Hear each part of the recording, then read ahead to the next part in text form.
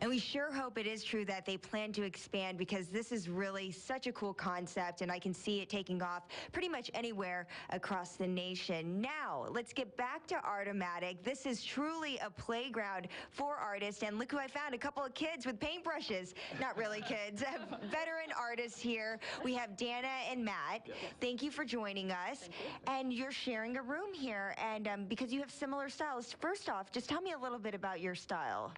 My style is more toward the realistic end of things. I try to be more expressive. That's thanks to Matt's influence over the years.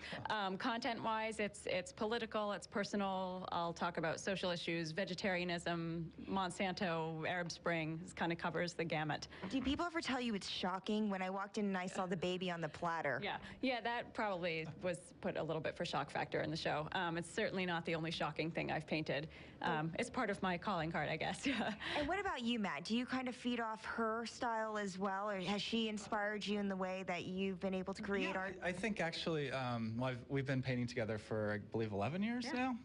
So we've been together for a long time as artists as well as husband and wife. Yeah, we should disclose this. They're actually married. They're just not so fond of each other's art that they follow each other everywhere. But a couple of yes, well, thank you. But anyway, yeah, I mean, I paint over at Dana's studio a lot. We have separate studios, so we do get our own time if we need to paint our own ideas. But a lot of times we paint together, and I find that she's actually helped calm me a lot in my style, because when she first met me, I was all over the place with my paint and stuff, and it was a little more scary, a little more wild.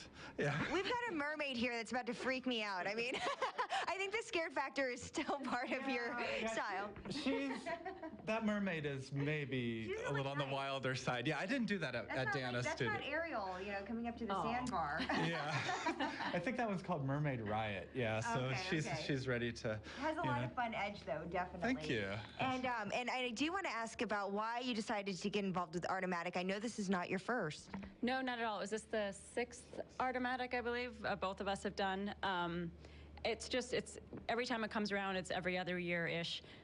Look forward to it. This year has been really busy for both Matt and myself. We have a lot of other shows, but it came around. We're like, all right, we can't not be a part of it. It's a tremendous part of what we do. You just get such a great audience, and it's just great to reconnect with people as well. Do you find it's more than just a showroom, that it's actually, there's a sense of community here, and you actually get to meet people and grow friendships from it?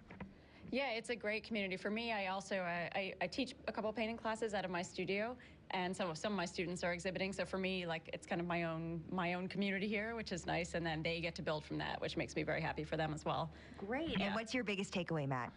It's just keeping current and making sure that people in DC know that I'm still painting, because I've been doing this since, I guess, the mid-90s. And this is really a way for me to keep myself grounded in Washington, D.C., because I show all over the place, different countries and states, and this is hometown. I love DC, and this is really my favorite show of all that I do.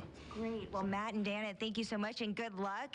You don't really need it. Your stuff is spectacular. Thank you. Thanks so much. All right. And now moving on to our next story. In the heart of Georgetown, there's this tavern that has tons of political history. You never know. If you stop in, sit in a booth, you could be sitting in the booth that Richard Nixon would sit and read his paper before he became president, or you could be sitting in the booth across from where JFK reportedly popped the big question to Jackie. Arlene Borenstein takes us to Martin's Tavern.